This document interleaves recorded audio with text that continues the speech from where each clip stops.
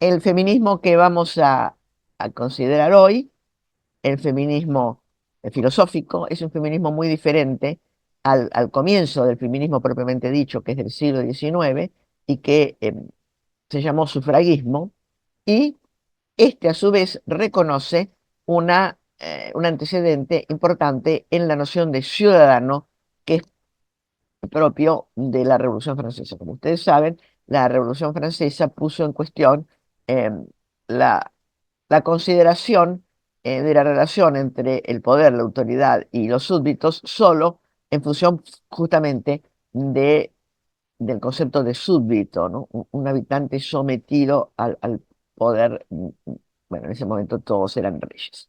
Em, la noción de ciudadano es una creación teórica importante. Bueno, los que trabajan en filosofía política lo estudian muy bien, hay antecedentes, etcétera.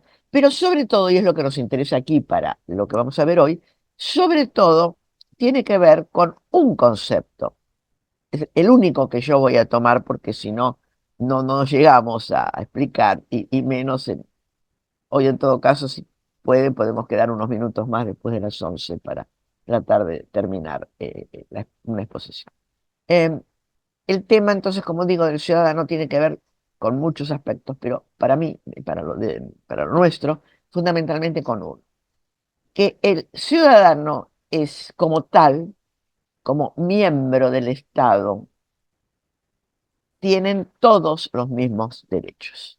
Hay derechos básicos que son derechos del ciudadano. De tal manera que el concepto de ciudadanía se constituye como un correlativo al concepto de derecho. Y de derecho que tiene la característica de que debe ser igual para todos. O sea, hay una homogeneización de lo jurídico en el sentido del derecho en cuanto miembro del Estado. Y le digo que esto es importante porque el tema de la igualdad de derechos y por lo tanto de la lucha por esta igualdad de derechos es un concepto que llega hasta ahora y que de esta misma manera, como se planteaba hace 200 años, el tema de la igualdad, incluso, digamos, a la fuerza, revolucionariamente, etcétera, se manifiesta hoy de muy diversas maneras. Por ejemplo, en la lucha por la igualdad de derechos de las mujeres en los estados islámicos. Eh, el derecho a no usar velo, el derecho a poder salir a la calle solas, el derecho a poder ir a estudiar en una universidad junto con varones, en fin, muchas cosas que ustedes habrán leído están en estos momentos discutiéndose o planteándose en relación a estados como muy islámicos tradicionalistas, como Arabia Saudita o como Irán, pero también en otro sentido, en nuestros países, en las luchas, incluso, bueno, también ha salido en los diarios, ¿no es cierto?, con manifestaciones, por los derechos de género, es decir, por el derecho de cambiar de género. Aunque parezca una cosa extraña, mi punto de vista es que todo esto desde el punto de vista de la filosofía política y social, tiene la misma estructura.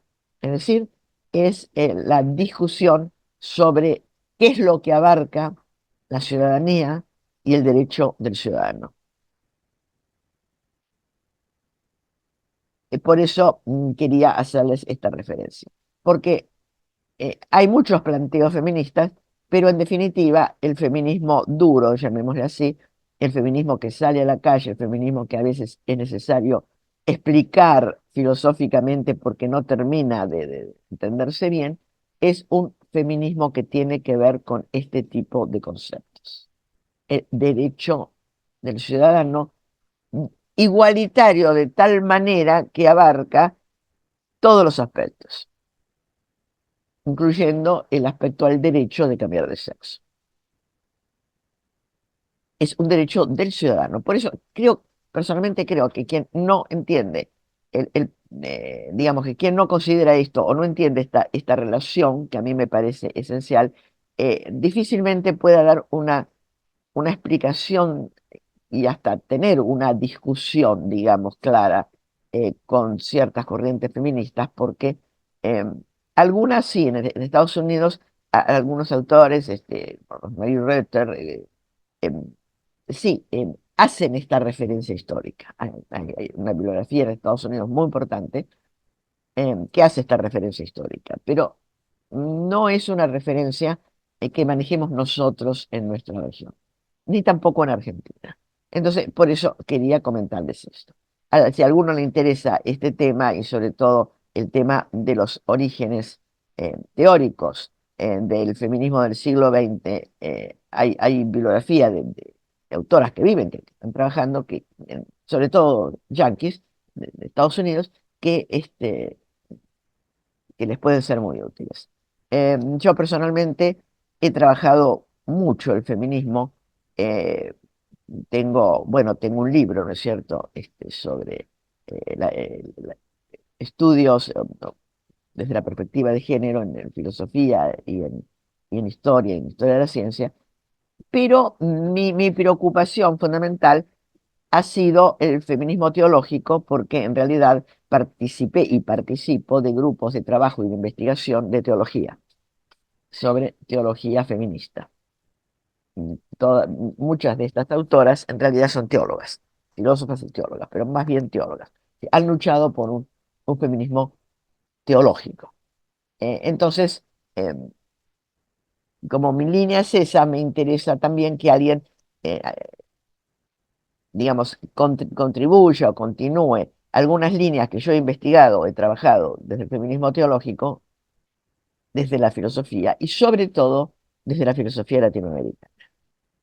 Yo he estudiado mucho el ecofeminismo latinoamericano, sobre todo brasileño, pero hay otras cosas. No vamos a tratar, lamentablemente, no da tiempo, el ecofeminismo, que para mí es la corriente hoy por hoy más importante y la más válida y la que más posibilidades tiene del feminismo, pero bueno, no lo vamos a tratar porque no del tiempo. Eh, si les interesa, podemos armar un Zoom otro día para charlar de este tema. Bien, continúo entonces con esta historia. En el siglo XIX, estas, estas luchas que, como ustedes saben, cambiaron la historia porque desde la Revolución Francesa en adelante, ninguna monarquía pudo conservarse con la misma fuerza que tenía, ni teórica ni práctica. No teórica porque realmente eh, todos estos conceptos se hicieron muy importantes y también determinaron el surgimiento del concepto de nación. Entonces, la ciudadanía más el concepto de ciudadanía más el concepto de nación también puso en cuestión los antiguos imperios que tenían muchas naciones, entendidas en un sentido casi biológico, ¿no es cierto? Los que nacen en el mismo grupo, empezaron a luchar también por su reconocimiento. Eh, Italia, por ejemplo, el nacionalismo italiano eh, de principios del 19, con el principio famoso un Estado para cada nación, puso en cuestión hasta que finalmente tardó un siglo en disolverse el Sacro Imperio, o sea, lo que después fue el Imperio Austríaco, pero de hecho ya se modificó mucho. Y son entonces eh, son dos reivindicaciones que van de la mano y que de alguna manera empiezan a funcionar juntas eh, en las naciones, que son prácticamente todas las occidentales, que a partir más o menos de la mitad del siglo XIX amplían o instauran, si no lo tenían, su sistema representativo parlamentario a través de la votación. En las cortes, en las asambleas, etcétera, en la última etapa francesa antes de la Revolución, se elegían por votación, pero era un sistema de votación, diríamos, muy diferente al actual. Lo que es, tenían diferente cantidad de representantes según los estamentos sociales, es decir, los nobles tenían más representación, aunque eran menos, etcétera. Todo esto se consideró injusto, y la teoría de la ciudadanía eh, tiene como punto de partida fundamental el hecho de que tiene que haber un voto por cada ciudadano, y no importa qué otras características tenga la persona, que sea rico, pobre, bueno, malo, etcétera, pero todos varones. Entonces, el sexo era una discriminación en ese momento socialmente aceptada. Esto también tenía que ver con el hecho de que, conforme a los sistemas jurídicos de casi todos los estados, las mujeres no tenían los mismos derechos que el varón. Por ejemplo, no tenían los mismos derechos hereditarios, no tenían los mismos derechos de tutela de los hijos, eh, no tenían los mismos derechos de trabajo. Podía haber, y de hecho ya lo había, las mujeres trabajaban, sobre todo en Inglaterra, en las fábricas, desde finales cuando comenzaron las fábricas, finales del 17, principios del 18, las fábricas, bueno, muy elementales de aquella época, pero fábricas al fin, eh, cosían o hacían labores de tipo femenino, como se llamaban en aquella época, coser o bordar era algo típicamente femenino, etcétera. Em, pero no tenían los mismos derechos. Es decir, que cuando se amplía, como ustedes ven, este es un proceso histórico eh, muy complejo, y que el feminismo actual bebe de todo esto, y en algunos casos eh, reivindica lo que se reivindicaba hace un siglo y medio, en otros casos busca nuevas formas de reivindicación que sean específicamente para las mujeres. Es decir, que lo que tenemos hoy es, por un lado, esto que estoy explicando, que son los antecedentes del igualitarismo, pero por otro lado, también un lugar especial para las mujeres. O sea, es como que se ha dado vuelta la, la visión, y a esos derechos diferenciales del varón a mediados del siglo XIX, eh, se los cuestiona hoy desde el feminismo, buscando derechos diferenciales de la mujer a casi un cuarto de siglo XXI. Con esto lo que quiero decir para nosotros los filósofos es que ninguna cuestión teórica está cerrada. Cuando en el siglo XIX se habló del igualitarismo, y este igualitarismo triunfó de modo total después de la Segunda Guerra, no se pensó que en realidad el no igualitarismo, o sea, lo que se ha llamado la discriminación positiva, que en el siglo XIX estaba a favor del varón, hoy se reclama, pero para la mujer. Y no solamente la discriminación positiva se reclama para la mujer, se reclama para otros estamentos sociales, eh, por ejemplo, como con la famosa frase, los que menos tienen.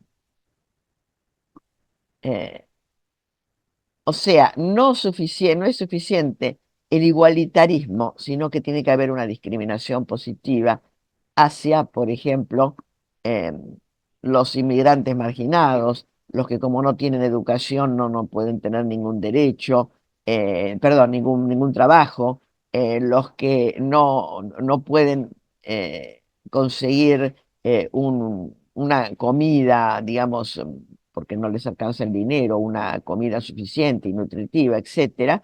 Entonces, hay una discriminación positiva. Ellos tienen que ser ayudados eh, por el Estado, por la sociedad, etcétera.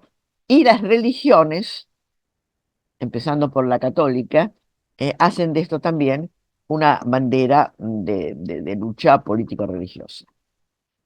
Para nosotros, los filósofos, eh, es todo un tema, es todo un tema, que vale la pena considerar. Lo hemos considerado, yo, tenido algunas reuniones y algo escrito también sobre eso, que cómo funciona la discriminación positiva en Argentina eh, por los años 80 y principios de los 90 a favor de la mujer. Pero bueno, algo de eso, si hay tiempo, diremos. Vamos a ir a lo teórico, que es lo importante. Como digo, tenemos que ver, y esto es muy, muy decisivo, tenemos que ver que este sufragismo del siglo XIX es una corriente que se instaura de dos maneras prácticas. Por un lado, las mujeres que salen solas, arriesgándose a que las pongan presas, etcétera, que desobedecen a sus maridos o que son solteras. O sea, el sufragismo duro, el sufragismo de las mujeres que no quieren la ayuda de los varones. Por otro lado, esta cuestión del sufragismo dividió a los varones. Y por esta razón hay eh, autores, varones, que tempranamente defendieron los derechos de la mujer al sufragio y que consideraron que la mujer tenía tanta capacidad jurídica y política como los varones para ir a votar.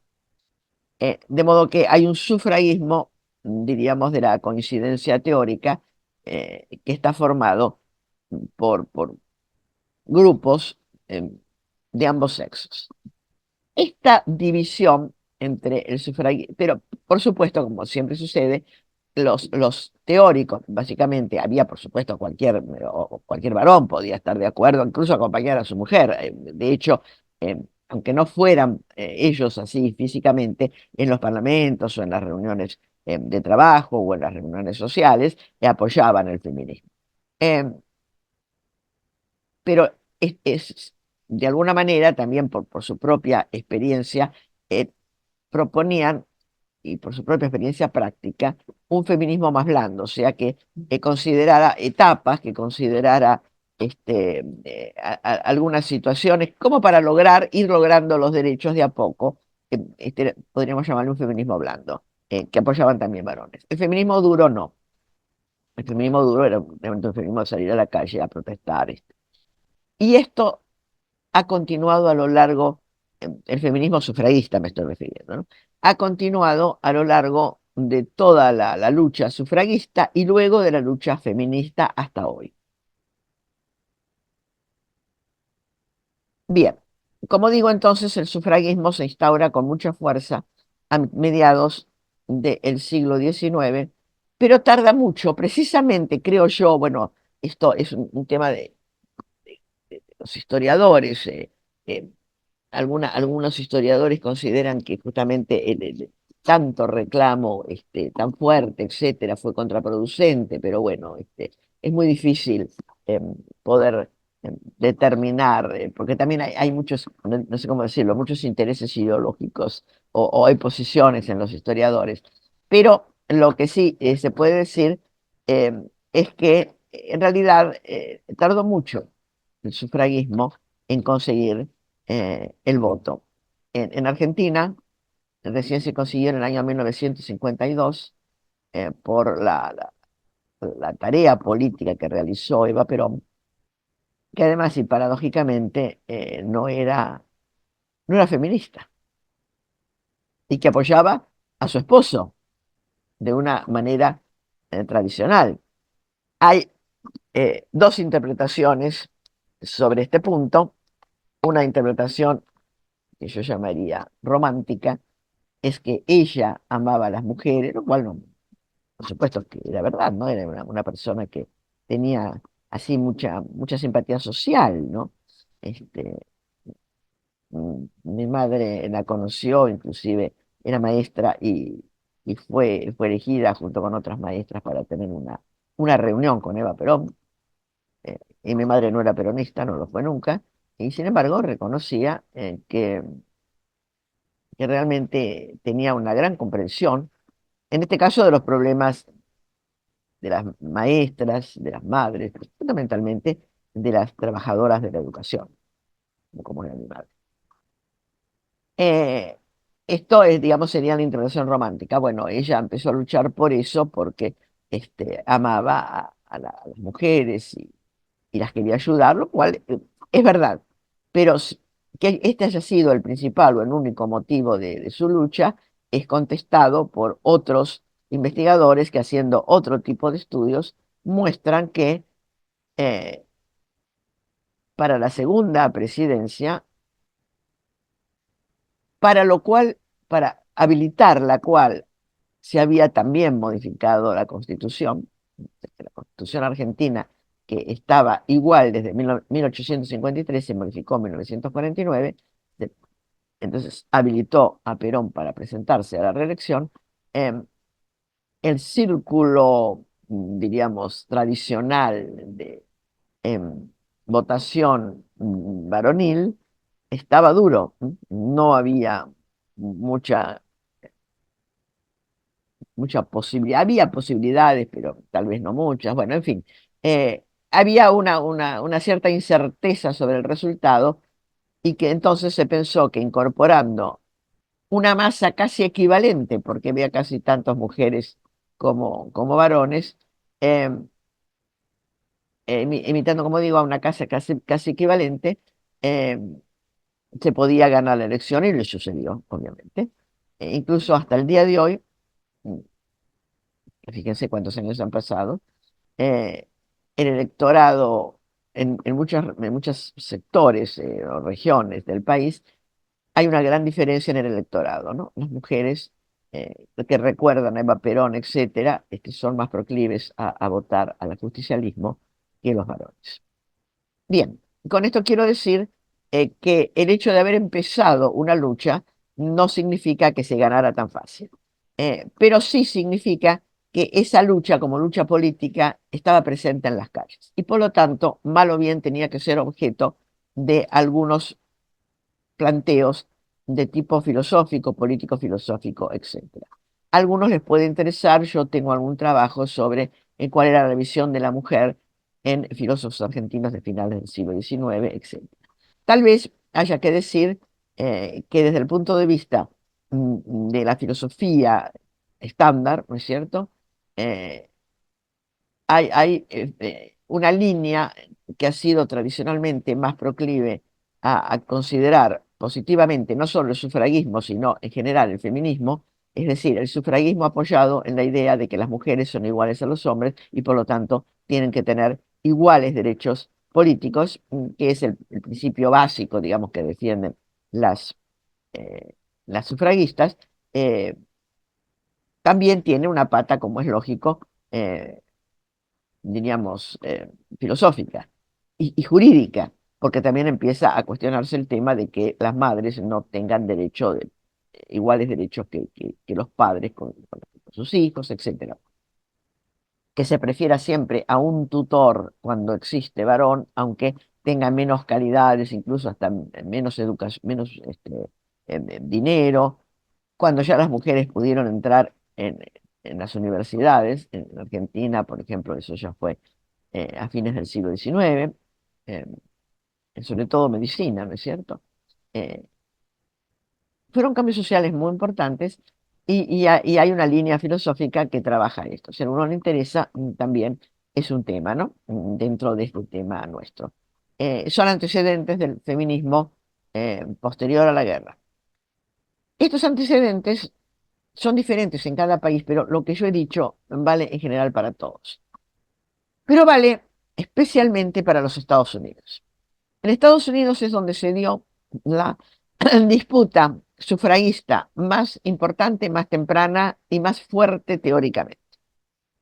Es por eso que a diferencia de otras corrientes filosóficas que hemos visto, ¿no? Como por ejemplo la corriente de la ética o la corriente de la hermenéutica, cuyos bueno, filosofía analítica, cuyos representantes son básicamente eh, europeos, aquí tenemos el feminismo latinoamericano y por esta razón también hay una corriente ambigua con respecto a Latinoamérica porque algunos filósofos, sobre todo varones latinoamericanos de izquierda o posiciones filosóficas de tipo de izquierda, siempre han sido un poco contrarios a los pensamientos de Estados Unidos y entonces no acompañaron o no acompañaron, tal vez la persona que más acompañó en este sentido sea José Ingenieros.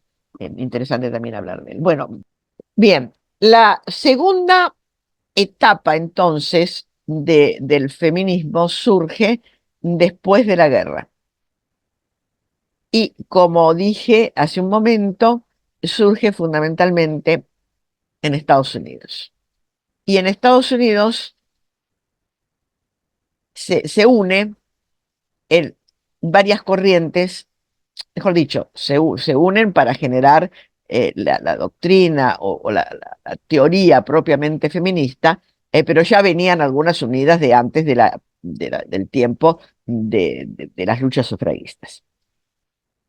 Estas líneas, a mi modo de ver, es una interpretación histórica mía, ustedes van a encontrar otra en los libros, pero digamos aquí yo les doy un poco el resultado de lo que yo veo a través de las investigaciones que, como señalé, están un poco sesgadas por el tema, ¿no?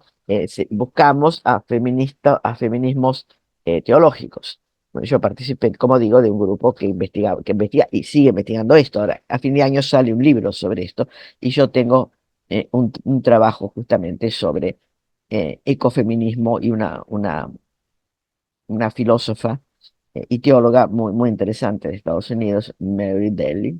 Bien, em, para mí, como digo, es mi interpretación, van a encontrar ustedes otras. em, el feminismo en Estados Unidos surge de, y- de tres líneas y de alguna manera esas líneas continúan en los acentos o los sesgos de la producción de estas personas. Que son todas mujeres. Digamos que es un feminismo que no ha aceptado eh, dentro de su seno como grupo teórico a varones. Hoy justamente una de las cuestiones que está en discusión es si un varón trans eh, puede, puede integrarlo. Hay feministas, mujeres biológicas que dicen que sí y otras que dicen que no. Entonces, bueno, hoy es un tema también. Es un tema filosófico, ¿no? Si el cambio de sexo es válido desde el punto de vista antropológico, filosófico, etc. Bien. Em, Curiosamente, el más furioso anti-trans como sector unido es el feminista, que ahora es el feminismo duro, es decir, es el feminismo biológico, que se parece al sufragismo en ese sentido. En fin, como ustedes ven, las cosas son bastante raras y complicadas. Bien,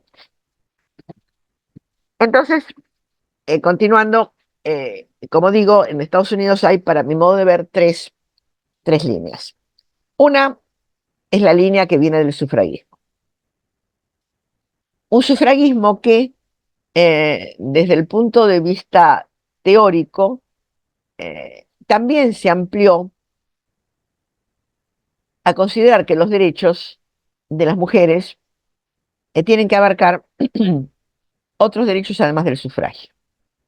Derechos de tipo cotidiano, eh, porque uno de los argumentos, compartido por muchos varones, en este caso, esta línea, eh, por lo menos como línea inicial o como eje de discusión teórica, es compartida también por los varones, razonablemente, ¿no?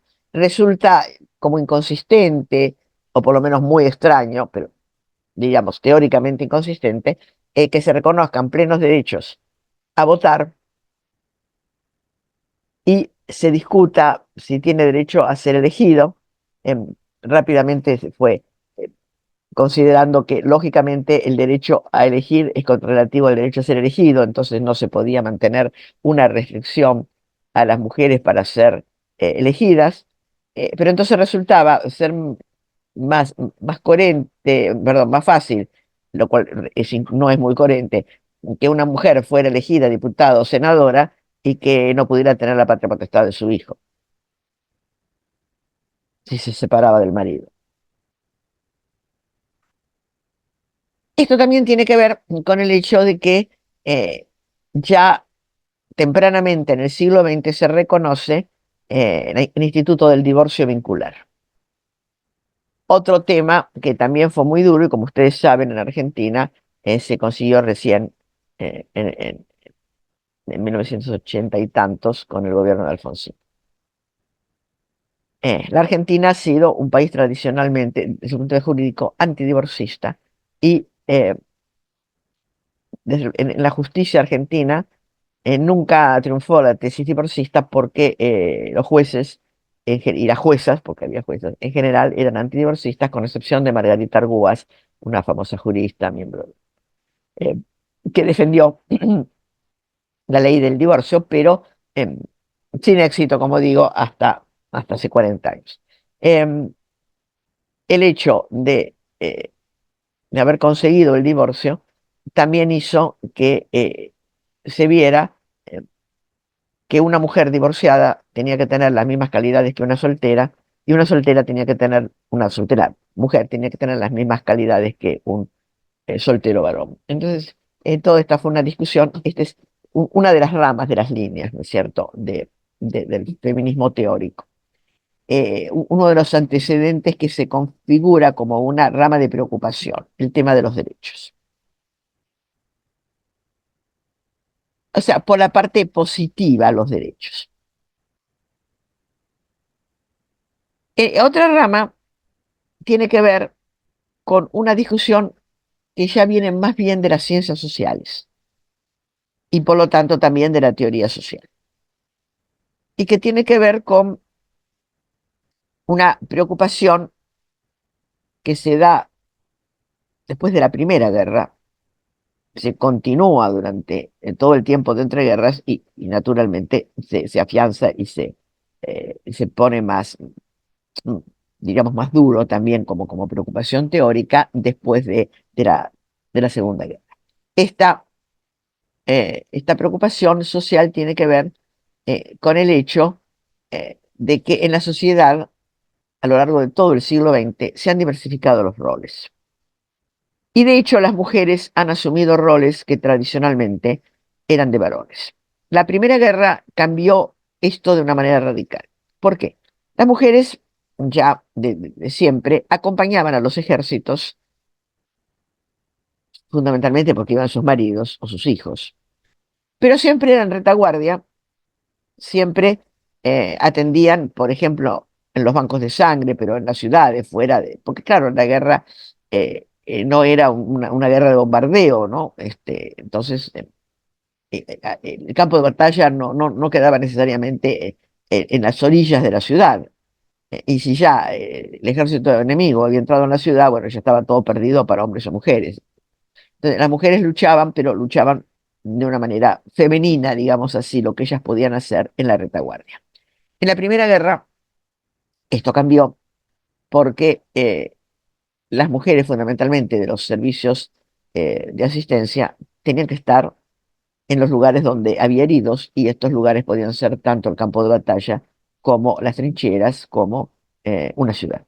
Las trincheras, que duraban meses, algunos años, eh, generaban problemas que los varones no siempre podían resolver y que eh, de alguna manera también obligaban a las mujeres eh, a una actividad que tenía que ser sometida necesariamente a la jurisdicción militar y al mandato militar. Entonces, ahí apareció la mujer soldada, la mujer, aunque fuera enfermera, pero de alguna manera ya era una mujer militar, ¿sí? Una mujer que estaba. Entonces, ahí comenzó también una preocupación teórica. Hay roles que son esencialmente femeninos. Hay roles que son esencialmente masculinos, de tal manera que no pueda haber una conjunción, por ejemplo, que haya hombres y mujeres militares y hombres y mujeres que cuidan niños. Por ejemplo, maestros había, pero era para niños ya de 5 años, hombres que cuidan niños de meses, ¿no? Esta es una preocupación que da origen a una teoría que es la teoría del constructo social. Es una teoría en su comienzo filosófico-sociológica, pero que el feminismo la toma y la desarrolla desde su propia perspectiva ideológica, digamos. La idea de que en realidad los roles que ejercen hombres y mujeres en en un lugar a lo largo de la historia ha sido determinada por una costumbre, por una tradición, por un hecho histórico, pero no por un hecho necesario desde el punto de vista antropológico. También estudios de sociología, de psicología, mostraban que las mujeres tienen capacidades análogas por ejemplo, al principio se pensaba, no, la mujer no tiene capacidad matemática, las mujeres en cuanto a los estudios superiores pueden andar muy bien en, no sé, medicina, porque es lo suyo, es maternal, etcétera, pero la abstracción, ¿no? Bueno, y se vio que no, que había mujeres que podían ser tan buenas, o físicas que podían ser tan buenas matemáticas como un varón, y lo mismo para la lógica matemática, la lógica posterior a Russell, etcétera, la lógica del siglo XX. Entonces, en esta línea, la idea es, no, no, las mujeres tienen tienen las iguales capacidades y por lo tanto esta diferencia entre el rol de una mujer y de un hombre, el rol de lo masculino, en realidad es un constructo social. Lo masculino y lo femenino como diferentes es un constructo social. No es un sexo, sino un género. Esta segunda parte, la teoría del género, es, ha sido decisiva para la Constitución en Estados Unidos y también entre nosotros para la constitución de los grupos de trabajo filosóficos feministas. El feminismo filosófico ha tomado y ha elaborado la teoría del género como constructo social. Si son las sociedades las que establecen qué es lo masculino y lo femenino como actividad social. Entonces, como actividad social adosada a un sexo biológico. Pero en realidad, una cosa es el varón como sexo biológico y otra cosa es el varón como género. El varón como género es un constructo social. O sea, que el varón saca la basura, pero la mujer lava los platos, por ejemplo. Esto puso en cuestión, eh, a diferencia del sufragismo, que tenía más bien a lo político, eh, electoral, ¿no? Esta línea del feminismo puso en cuestión los roles y comenzó entonces a determinar que era y es una posición teórica, no solamente práctica, que desfavorece a las mujeres, sino teórica equivocada. El rol social es un género, no es un sexo biológico. Esta línea, como digo, ha sido la más fuerte. La teoría del género ha sido, de alguna manera, la gran teoría y, que se continúa con la teoría del patriarcado. Ahora, para ir avanzando un poco, porque ha sido una mañana un poco complicada, voy a mostrar un poquito la conexión, porque además ahora, a diferencia de otros casos, la teoría se está dando conjuntamente, ¿no? Es decir, en sus lugares de origen y también en sus lugares de recepción. En Argentina,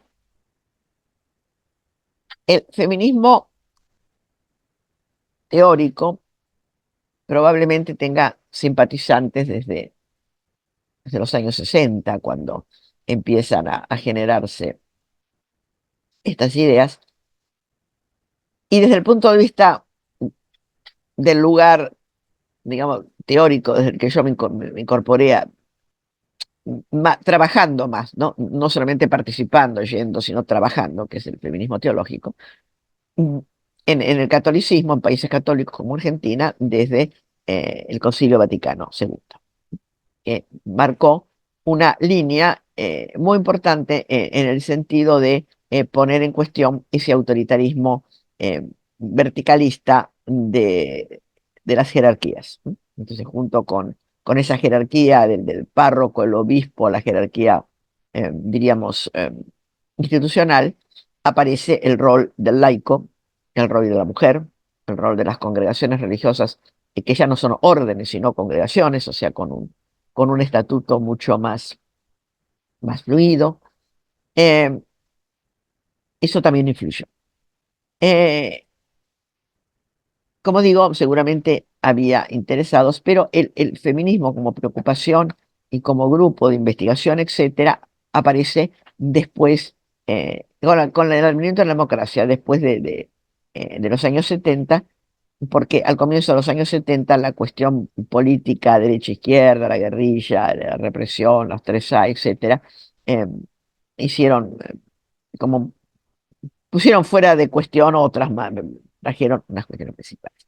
El feminismo argentino eh, es el que yo voy a desarrollar aquí porque es un feminismo que ha producido eh, m- proporcionalmente más que otros países, con excepción, como digo, del ecofeminismo y de otros feminismos que no vamos a tratar, que son posteriores, son actuales, en Brasil.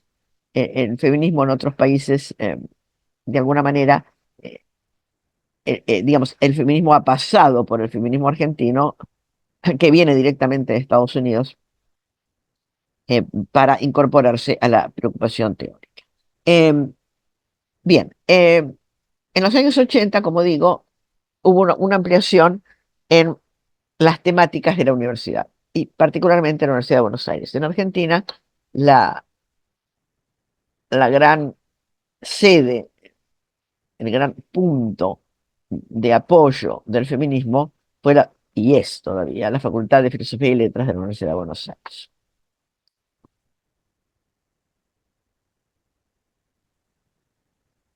Em, entonces, en los años 80, algunas profesoras que venían leyendo y trabajando estos temas resolvieron hacer digamos, un proyecto de reuniones, pero con el tema de la teoría del género, fundamentalmente. En Argentina, y por, como digo, como irradiación en Argentina, Buenos Aires, la Facultad de Filosofía y Letras, fue un centro irradiador que hizo que, de hecho, el resto del feminismo que se hizo en Argentina y en algunos otros países que recepcionaron, pusiera el acento en la teoría del género, en principio, es decir, en los años 80, y desarrollaran la teoría del género teóricamente con una ampliación de la filosofía social, pero también con una dimensión antropológica, que después va a ir eh, transitando los años posteriores. Esta dimensión antropológica tiene que ver con trabajar también la idea de sexo. ¿Qué es biológicamente un sexo? Eh, en el sentido de si es una constitución estable, si puede variarse, eh, si se varía digamos naturalmente, como un proceso biológico propio, a ver acá, propio, independiente de otros aspectos, o se puede variar por intervenciones médicas o... Bien, eh, este es el primer feminismo. Este primer feminismo, como digo, tiene una premisa fundamental, que es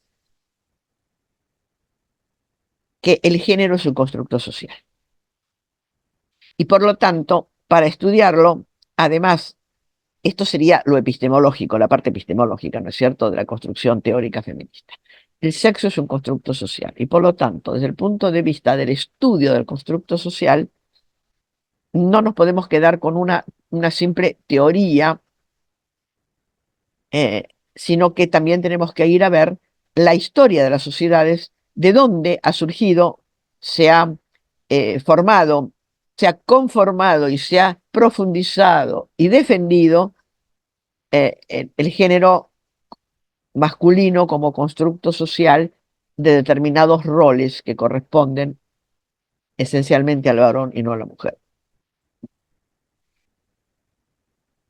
Por lo tanto, como ustedes inmediatamente se dan cuenta, si el mismo feminismo está, el feminismo filosófico está reclamando esto y las filósofas eh, feministas no tienen las calidades académicas como para hacer un tipo de investigación así, es decir, por ejemplo, no son biólogas, no son historiadoras, no son sociólogas, eh, es necesario recurrir a otros estudios que, siendo temáticamente y metodológicamente solidarios con sus disciplinas, por ejemplo, sociología o historia de las mentalidades o microhistoria o lo que sea, em, tienen de alguna manera también que enfocar con la perspectiva de género. Por lo cual, el feminismo en realidad, y tanto en Estados Unidos como en nuestros países latinoamericanos, se configura tempranamente como interdisciplinario. Esto es muy importante. ¿Por qué? Porque una de los asuntos y de las cuestiones que hoy se discuten con el feminismo duro, o sea, el que no acepta que vengan varones trans al feminismo, hacia a ser mujeres, tiene que ver justamente, o mejor dicho, está muy apoyado y tiene que ver con concepciones científicas y muchos de los trabajos que se están haciendo ahora se apoyan en estudios de mujeres y de hombres, ¿no? Pero son interdisciplinarios en el sentido de que asumen en resultados de otras ciencias, pero en los grupos mismos aparecen en la interdisciplina. O sea, hay como una especie de interdisciplina en el grupo, pero a la vez la filósofa feminista asume en sus trabajos los resultados de estudios de estudios hechos por otras sobre estas teorías por otras colegas de, de otras disciplinas, por lo cual también hoy resulta, sobre todo en el feminismo de la diferencia, el feminismo biológico, una especie de interdisciplina, es como colectivo, digamos, el resultado, aun cuando lo escriba, naturalmente, una filósofa con sus propios puntos de vista, etcétera, eh, es interdisciplinario como conjunto. Y yo aquí citaría a la que yo considero hoy por hoy eh, una, un referente filosófico decisivo, el más importante, que es María José Binetti, una profesora, investigadora, miembro del CONICET de la UBA, y les anuncio, porque seguramente les avisaré, que está saliendo un libro eh, que lo va a editar Ediciones FEPAI, está en preparación, sobre este feminismo, con trabajos sobre este feminismo. Y a mí me convocaron para presentar un trabajo medieval, es decir, sobre el rol de las mujeres en la Edad Media. O sea, es interdisciplinario en el sentido de que no me convocaron como filósofa feminista de la diferencia, que de hecho lo soy, ¿no? Yo comparto en líneas generales esa visión. Creo que si bien el género es un constructo social, está, y está más allá del sexo. El sexo no es un constructo biológico alterable a voluntad, porque configura la personalidad de una manera decisiva y por lo tanto me parece que eh, todas estas cuestiones sobre la estabilidad del sexo tienen que ser tomadas con una antropología más interdisciplinariamente, desde luego, desde la biología, etcétera, pero desde el punto de vista filosófico, con una antropología mucho más afinada. Me parece que aquí hay consecuencias que se sacan rápidamente y sin suficiente argumentación. Bien, yo comparto esto, pero a mí no me invitaron por esto, me invitaron sencillamente porque querían mostrar elementos que tuvieran que ver con la filosofía en general y también con la ciencia, para mostrar actitudes femeninas eh, que tienen que ver con el afianzamiento de los derechos de las mujeres, y yo tomé una mística eh, que, que es, diríamos, es una feminista dura, banda letra, porque eh, ella se opone a la jerarquía eclesiástica, pero desde lo femenino, y la matan, ¿no? Muere ajusticiada, muere quemada viva, principio del siglo. Entonces, con esto quiero decir que, como ustedes ven, el feminismo tiene una pata que tiene que ver con esto y con la teoría del género. La tercera, vuelvo a decir, a mi modo de ver, no estoy obligando a nadie a seguir mi línea, simplemente la estoy ofreciendo para consideración.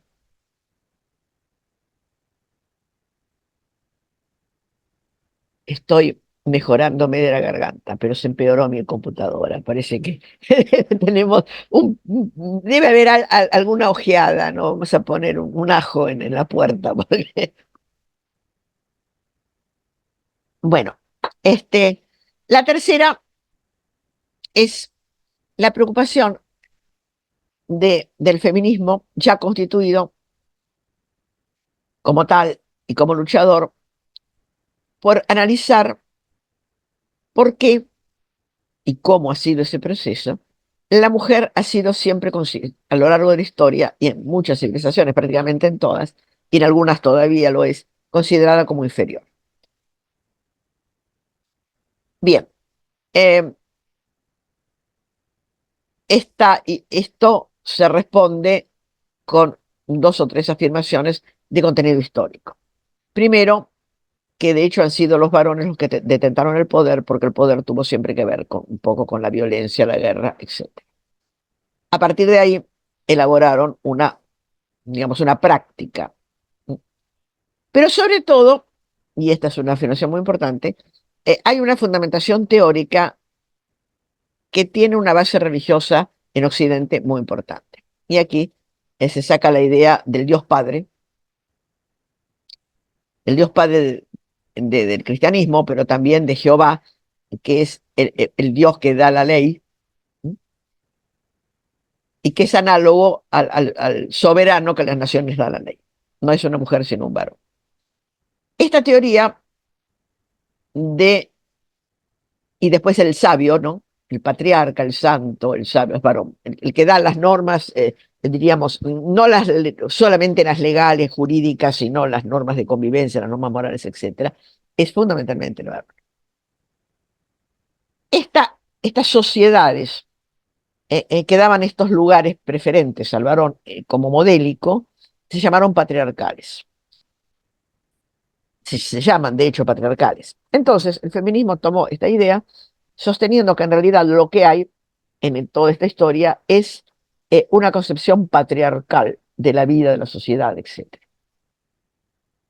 Y el patriarcado es, desde el punto de vista del feminismo, una posición teórica, filosófica, filosófico-política, que se configura como un elemento para dar legitimidad al poder del varón sobre la mujer.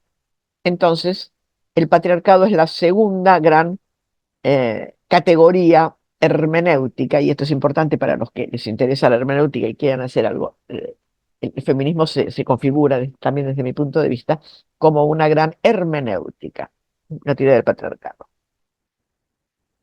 En Argentina y en América Latina, estas dos líneas han sido decisivas para la configuración de las asociaciones. En Argentina hay una asociación que, como digo, nació en los años 80 y que ha publicado, y en otros países hay cosas parecidas, pero sobre todo se ha configurado como una red teórica eh, compuesta por filósofas individuales, pero también por grupos de investigación.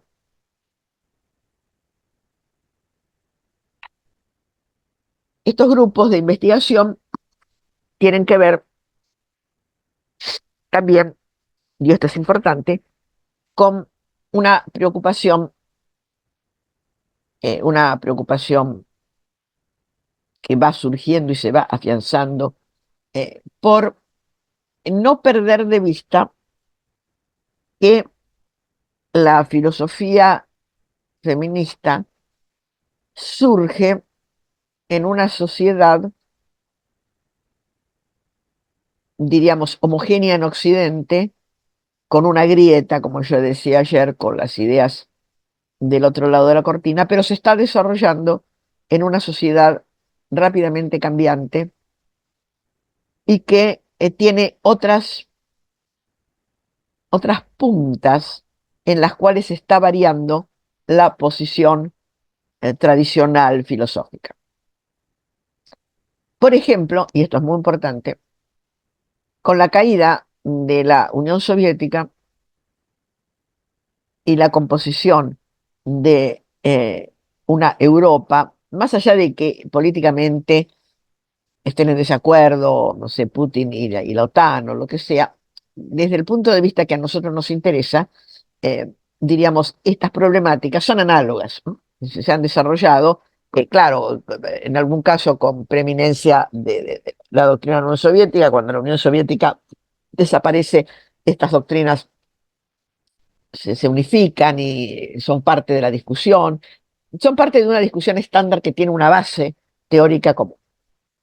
Pero al mismo tiempo que ha sucedido esto en Occidente y en los países, y en algunos países de Oriente o de Medio Oriente que están con Occidente, como Israel, por ejemplo, al mismo tiempo ha aparecido algo que antes no existía, no existía con la misma fuerza, que son las tradiciones,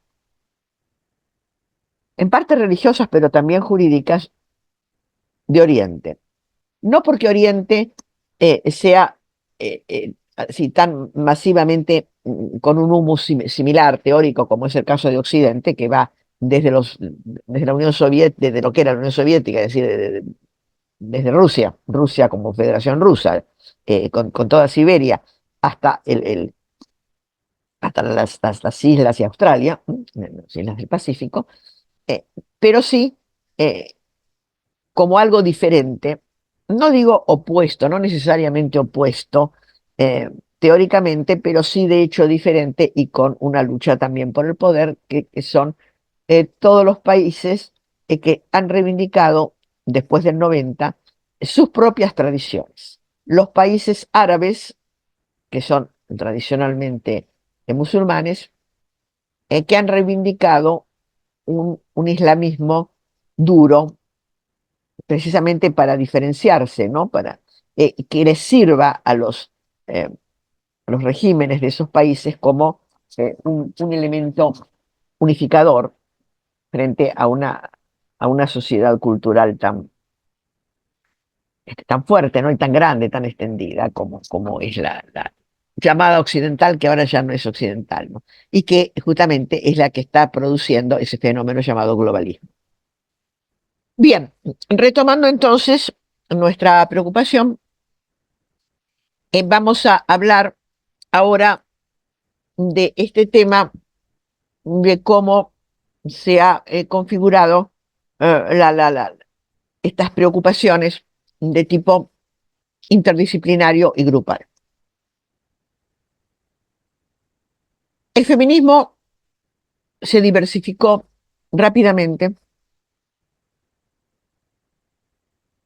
en la sociedad occidental, esto es un punto que lo vamos a ver enseguida, pero en la sociedad, llamémosle así, no occidental, el feminismo toma diferentes formas porque se encuentra con sociedades grandes, muy importantes, la India, la China, Tailandia, etcétera, que son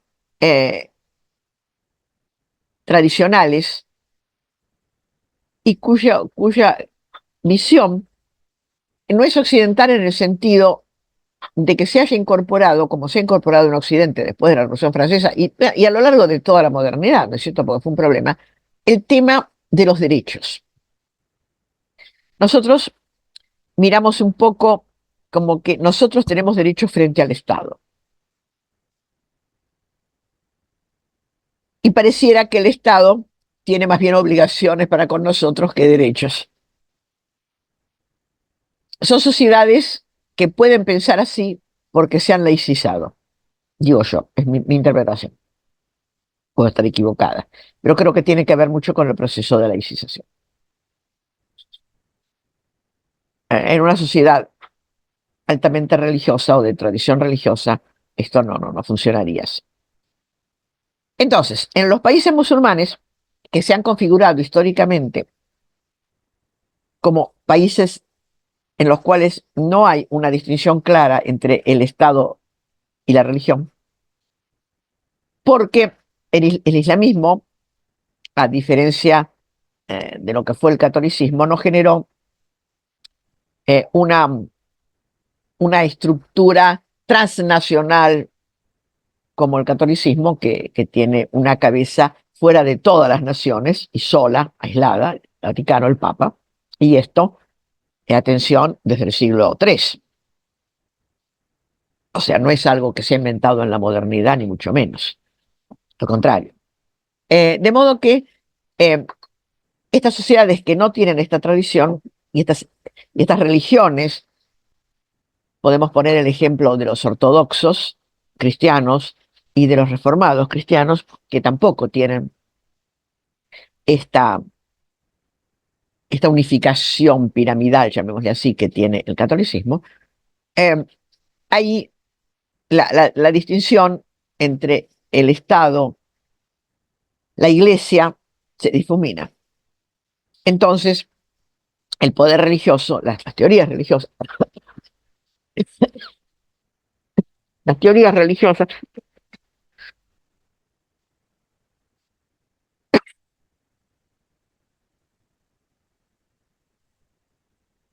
las teorías religiosas tienen mayor poder. Pero indudablemente no es lo mismo un país de Medio Oriente, Irán, Irak, que la India. La India tiene también una gran tradición religiosa, pero de otro tipo. Tampoco en la India hay una, una cabeza como puede ser el Papa para los católicos, ni una identidad entre, digamos, los líderes religiosos y los líderes civiles, como puede ser, por ejemplo, en Irán, que es un islamismo chiita, que es el más fuerte en este sentido.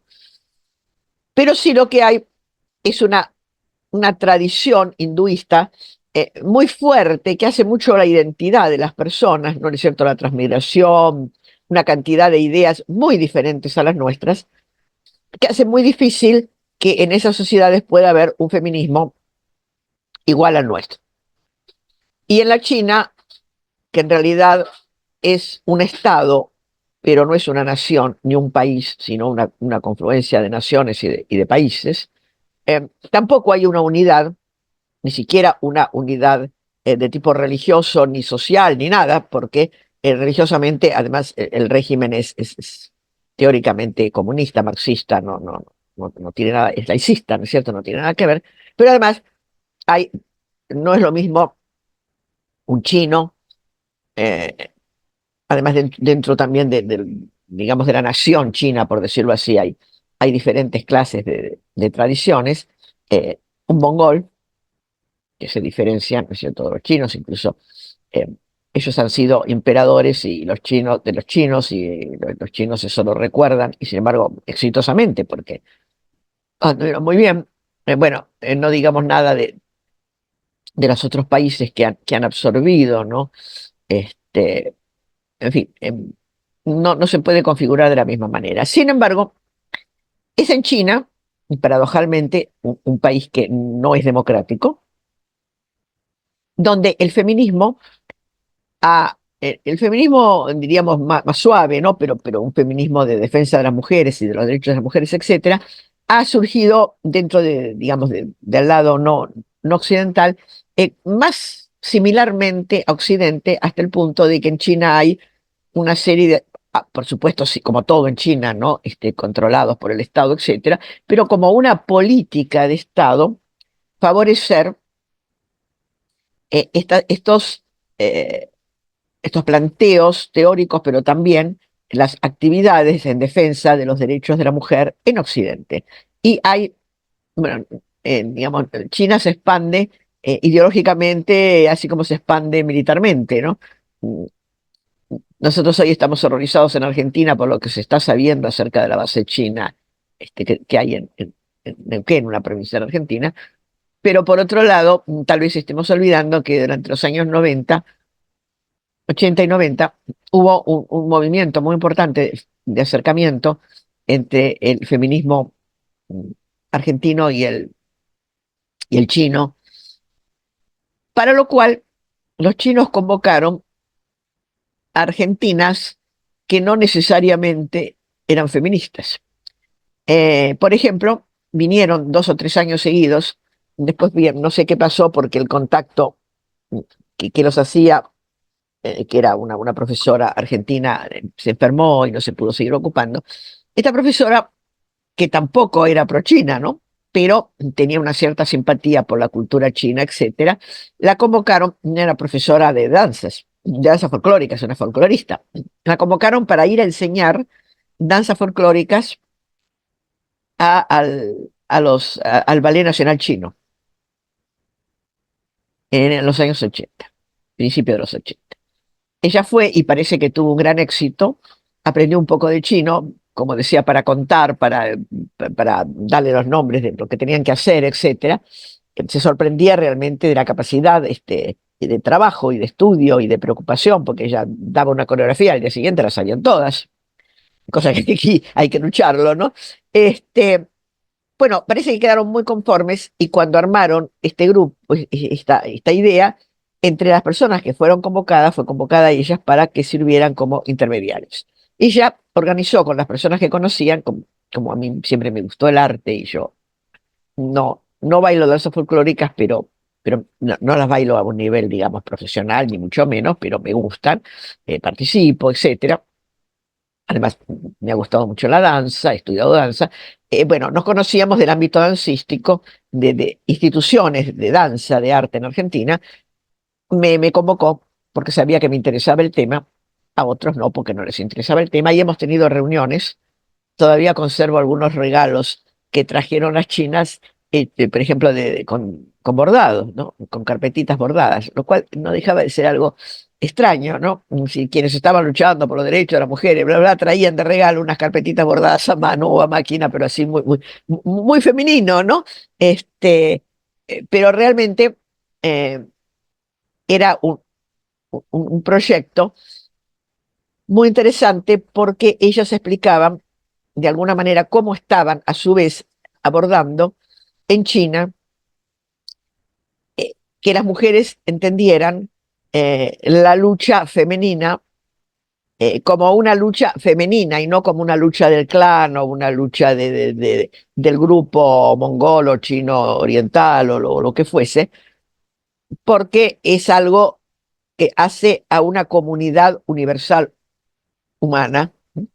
eh, y por lo tanto, de alguna manera, claro, esto favorecía de alguna manera también al régimen, ¿no? Porque en la medida en que hubiera lo digo yo así como un obiter dicta, pero la realidad es que los estaban apoyando porque también al gobierno de China le convenía este punto de vista, porque era más controlable un feminismo pensado desde un universalismo que un feminismo pensado como reivindicaciones sociales o políticos sociales feministas de tal o cual lugar, ¿no? Eh, no me imagino a las pobres tibetanas haciendo una reivindicación del feminismo tibetano en China. Más vale que su preocupación no pasa por eso, no pasa por el feminismo. A una tibetana que se siente tibetana, lo que le molesta es precisamente que no ha podido continuar con su tradición del Dalai Lama, etcétera. Otro problema.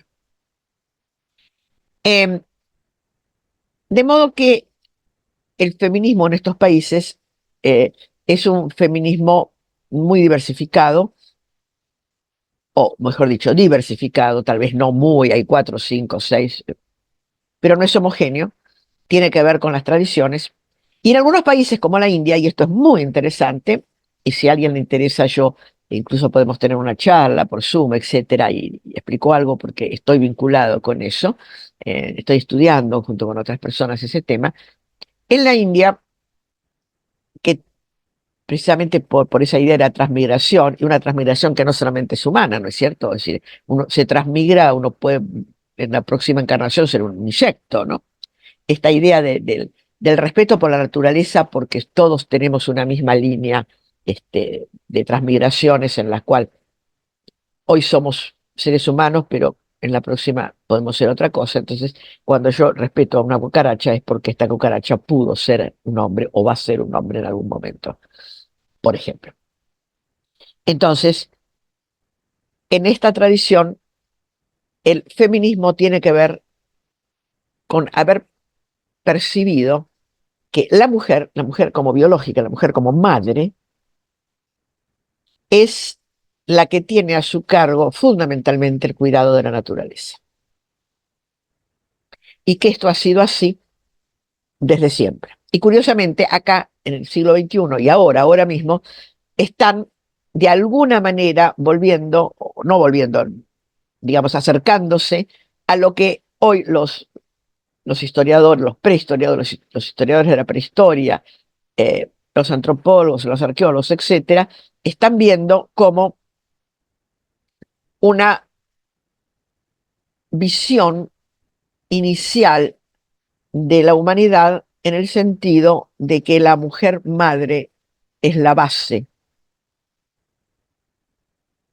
de todo desarrollo para nosotros humano, pero para los hindúes en la naturaleza. Entonces, hay toda una línea de ecofeminismo eh, muy importante, que además es muy activo en la India, ¿no? Que por ejemplo han logrado, yo recibo noticias porque estoy más o menos suscripta, han logrado, por ejemplo, que no se destruyera, que se iba a destruir un bosque, digamos, viejo, ¿no? Que tenía los árboles viejos, que qué sé yo, muchos se habían secado y lo iban a destruir porque los otros que quedaban se iban a terminar también por razones climáticas o lo que fuese, lograron que no, porque de alguna manera era histórico, era sagrado, pero también precisamente porque mientras hubiera un árbol y la posibilidad de hacer, más bien la idea era hacer volver a tomar fuerza a esos árboles que se habían estropeado, quemado, etcétera, y lo lograron.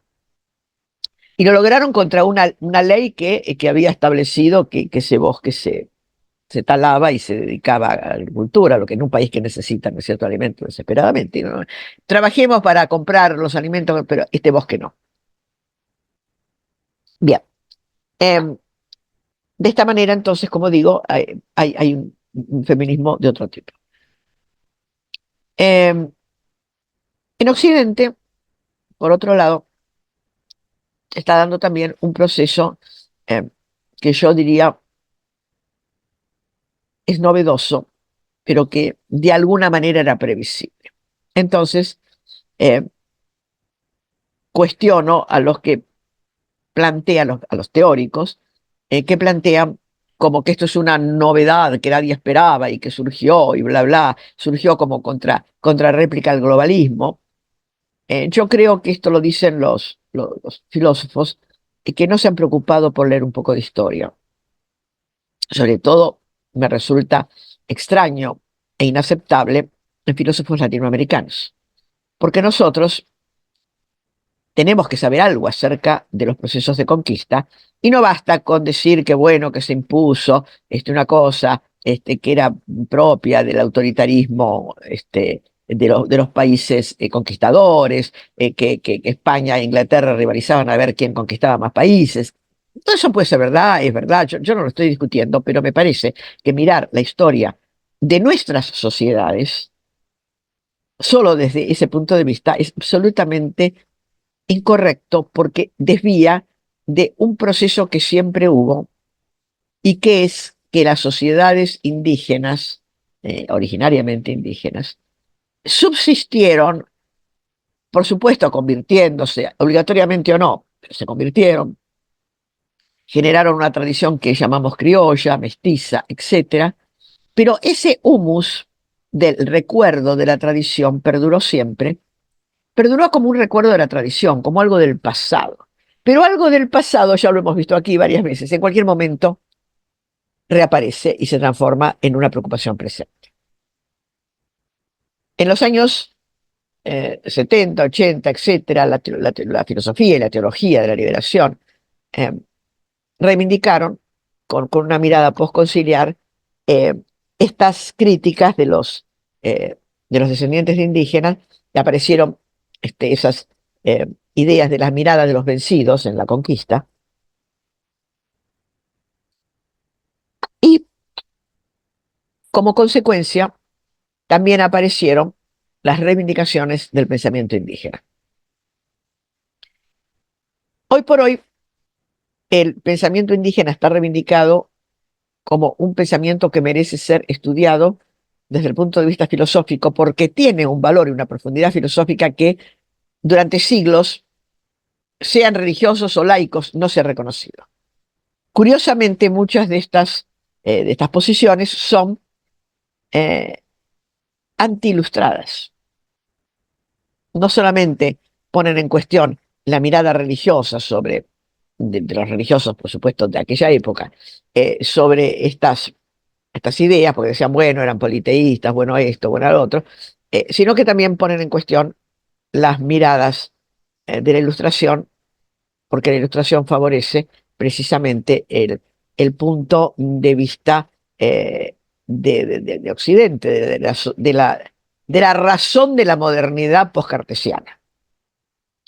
Todo esto se está poniendo en cuestión.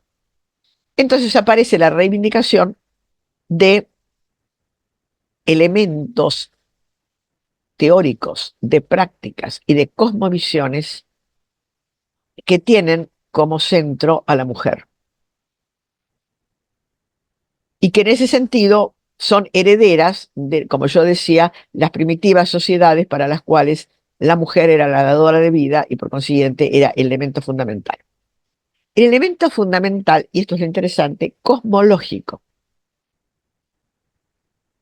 superado solo por vamos a decir así, racionalismo de los filósofos clásicos griegos. La materia de Aristóteles, la concepción inemórfica, viene a ser el elemento femenino y la forma el elemento masculino. La materia es indeterminada, etcétera, no puede existir sin la forma, es secundaria con respecto a la forma. Esto es una construcción racionalista griega que ya desde los presocráticos empieza a cuestionar lo que es el pensamiento originario, digamos, bueno, incluso de los primeros pensadores que pusieron el agua, el aire, una materia, claro, una materia concreta, no la materia aristotélica, una materia como base de todo y que en las sociedades más antiguas era identificado con la madre. Hoy sabemos que esto es así porque tenemos las famosas estatuas de la diosa blanca en sociedades que eh, florecieron 7, 8 mil años antes de Cristo, y Marisa Gimbutas ha sido en este sentido una estudiosa que ha puesto en claro que el comienzo del pensamiento en, eh, en Europa, en la Europa prefenicia, ¿no? Pero probablemente en otros lados, en Europa prefenicia, porque se estudió con trabajo de arqueólogos, etcétera. Entonces, esto ha cambiado también la percepción del feminismo hacia un reconocimiento mayor a la mujer biológica. Y en las tradiciones que se reivindican ahora y que se celebran, por ejemplo, en nuestro país Argentina y en los países andinos, la Pachamama, la Madre Tierra, eh, en otros países más vinculados al océano, como puede ser Brasil, por ejemplo, la diosa del mar, Yemanjá, eh, reivindican a la mujer como mujer.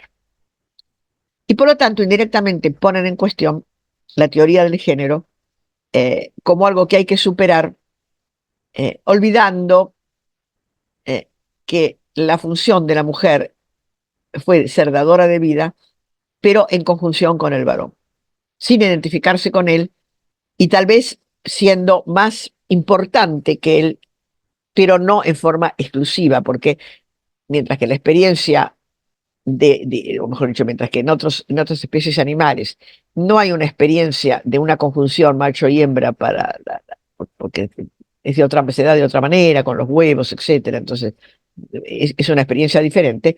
En los animales superiores, bisexuados, y nosotros, aun cuando la madre tierra o la madre fuera lo más importante, tiene que ser fecundada, y entonces el varón aparece también como un elemento necesario. El feminismo aquí se divide frente a todo esto. Se divide. Se divide, y voy a ser rápido porque ya estoy llegando a las 11 y me voy a tomar unos minutos más, pero mm, quiero terminar. Se divide en dos partes, o en dos secciones. Una que continúa la del feminismo del patriarcado, el feminismo de la teoría del género, eh, y que por lo tanto se hace solidaria con el cambio de sexo, porque en definitiva eh, la idea es que el sexo no existe o no es importante. Lo que es importante es el género, y si en la teoría del género hemos admitido que el género es un constructo y que podemos tomar las atribuciones, los derechos, las obligaciones, las actividades, etcétera, como querramos, porque son constructos, entonces no hay mayor problema en considerar el cambio de sexo. El cambio de sexo que puede ser solamente psicológico, o sea, un varón que se autopercibe mujer o una mujer que se autopercibe varón, o puede ser físico si se hacen operaciones, etcétera, eh, para cambiar los órganos sexuales o los elementos sexuales secundarios, porque el elemento, diríamos, hormonal, biológico que va junto al sexo, es difícilmente cambiable. Por supuesto, se puede, pero siempre con hormonas permanentes, etcétera, porque después regresa. Bien. Eh, Aquí, como digo, se dividen, y el feminismo, digamos, trans es un feminismo que acepta el cambio de sexo como parte del derecho del género. Y ha tenido mucho éxito en Argentina, por ejemplo. Hay disposiciones legales muy importantes según las cuales el sexo de una persona es el autopercibido. Esto tiene que ver con que la autopercepción parece ser un valor, digamos, un valor político muy importante, porque pasa lo mismo con los eh, individuos pertenecientes a hombres, mujeres, varones, lo que sea, a comunidades indígenas originarias. Eh, Así, por ejemplo, no es necesario mostrar que uno es mapuche, uno se autopercibe mapuche. Claro, el resultado de esto, no se puede negar, es que hay mucho fraude. Hay individuos que de indios no tienen nada, biológicamente hablando, pero se autoperciben mapuches y entonces reclaman una tierra, etc. Es todo un problema, precisamente porque esta idea de la autopercepción es una idea que va más allá de la realidad empírica. No se puede decir usted no es mapuche porque usted no tiene una composición eh, mapuche en su sangre, en su constitutivo físico, porque lo que vale es la autopercepción, incluso legalmente hablando. Por la misma manera, una persona, no se le puede decir a una persona, usted no es mujer, porque aunque usted se autoperciba mujer, usted es biológicamente un varón. No se puede acudir a esto porque el principio de la autopercepción es todo un tema, ¿no? Y es un tema de discusión. Ahora está en discusión también filosófica hasta qué punto ese subjetivismo extremo es epistémicamente aceptable y sobre todo puede constituir eh, una base ideológica de una sociedad. Porque yo puedo cambiar mi autopercepción cuando me dé la gana. Si la autopercepción va a ser un derecho absoluto, es como que se cae todo el sistema jurídico. Y esto da lugar a estafas, ¿no? Sí, gente que no tiene nada que ver con los signos, que incluso es cuestionado por los que nadie duda que son auténticos, hasta físicamente se los ve, pero como la autopercepción vale más, yo que puedo ser un rubio noruego con un apellido noruego y que en mi vida vi un indio, vengo de Noruega y me autopercibo mapuche y pido un terreno. ¿Cómo responde a eso un auténtico mapuche que está luchando por un terreno? Digo, por ejemplo, para poner un ejemplo. Em, de la misma manera, ¿qué es lo que sucede con personas este, que son acusadas de un delito? Bueno, em, esto ha pasado, se sabe, ¿no es cierto?, que las cárceles de mujeres en general son menos duras que las cárceles de varones, eh, están llevadas por mujeres, y de alguna manera lo- es como no hay nada que se pueda ver claramente en los hechos, pero es como una percepción que también es importante de los presos que, no, mejor dicho, de los cuidadores, ¿no? Y de quienes y de los abogados de los presos.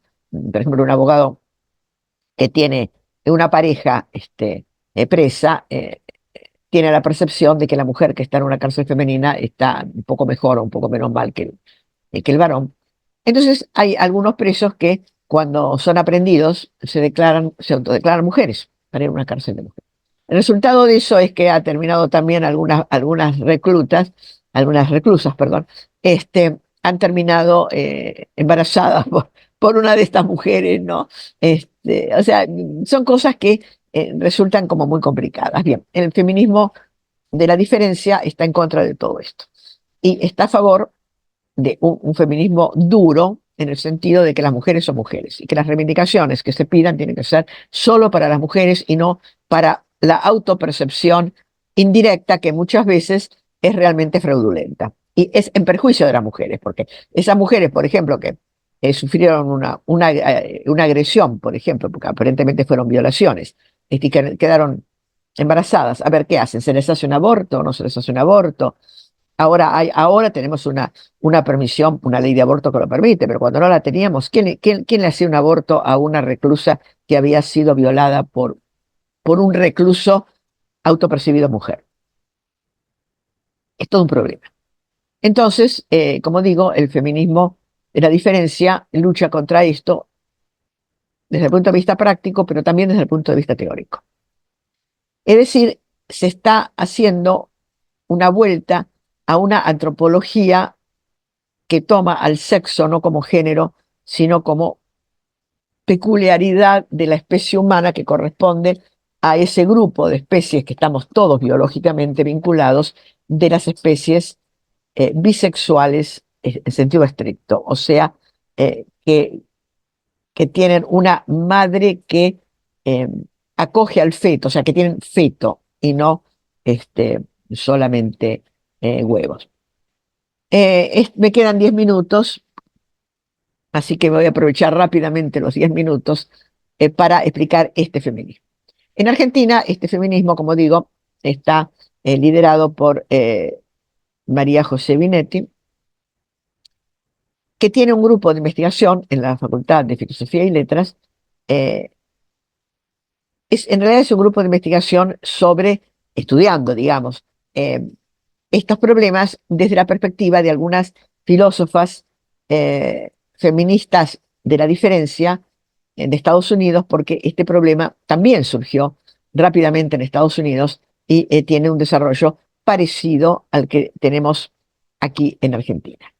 Eh, este feminismo reconoce las luchas por la mujer, está de acuerdo en líneas generales con la discriminación positiva, es decir, la discriminación a favor de las mujeres, por ejemplo, que haya un cupo mínimo de mujeres, pero con ciertas restricciones. Tienen que ser mujeres, porque de lo contrario hay un cupo y resulta que ese cupo es utilizado, y esto está pasando, y eso está siendo denunciado.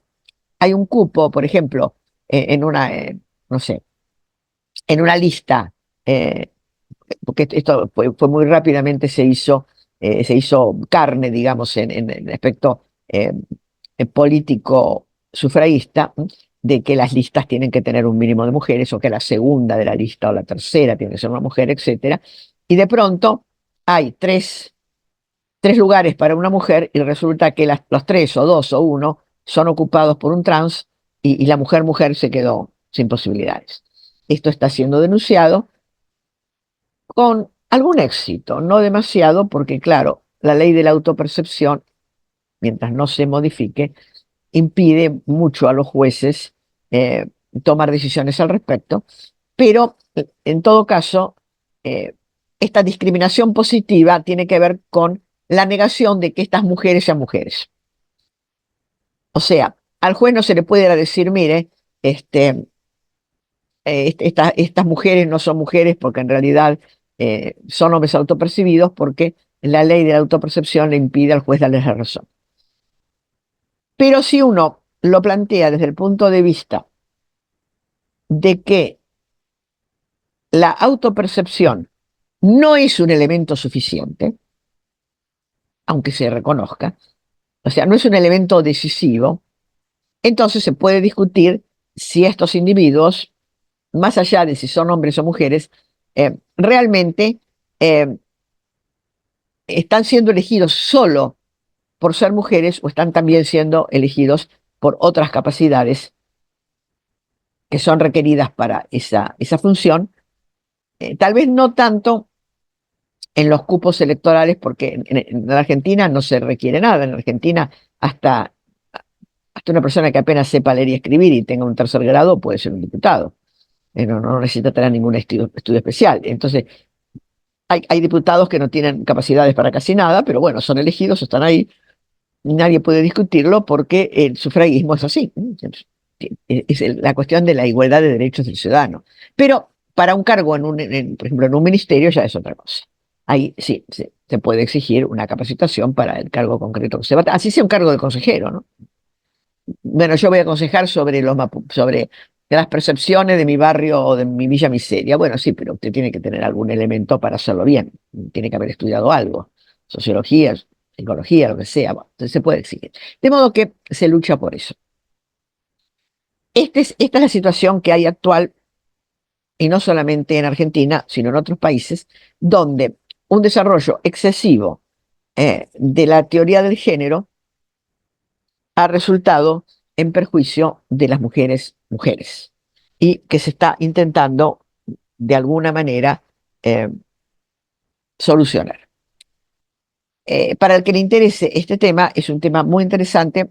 Yo le puedo dar eh, algunas publicaciones y sobre todo, una cosa que es interesante, el proyecto de investigación que tiene el grupo de la UBA, porque para los que viven en Buenos Aires, ellos hacen reuniones abiertas, simposios, pueden participar, interesarse, sean ustedes hombres o mujeres, ¿no? Acá yo tengo este, un muestrario, ¿no? Son cuatro, dos y dos, hay un perfecto equilibrio, este, porque es una discusión que es interesante porque es filosófica, pero también es práctica, también es pragmática y también hace a los posicionamientos que cada uno de nosotros tiene sociales, porque este tema está atravesando la sociedad. Por ejemplo, hay personas que no están muy formadas, pero que lo sienten así, están viendo que están en desacuerdo con el hecho, por ejemplo, mujeres que dicen, yo me encontré con un trans que fue a usar el baño que yo misma iba a usar después en la confitería tal. Se sienten muy mal. Y no tienen, digamos, elementos porque les faltan elementos teóricos para. Y bueno, un elemento teórico o un argumento se lo puede dar este grupo. Bien, como ya esto se va a terminar, vamos a cortar aquí, vamos a seguir a la una. Yo lo que voy a hacer es eh, voy a tomar, si ustedes tienen algo para decir, fantástico, pero voy a retomar un poquito esto y mañana, cuando hablemos de los temas, mañana a la mañana, también, si les interesa este tema, lo puedo ampliar un poco más. Y si alguno tiene un interés especial porque quiere hacer un trabajo, le puedo apoyar con bibliografía.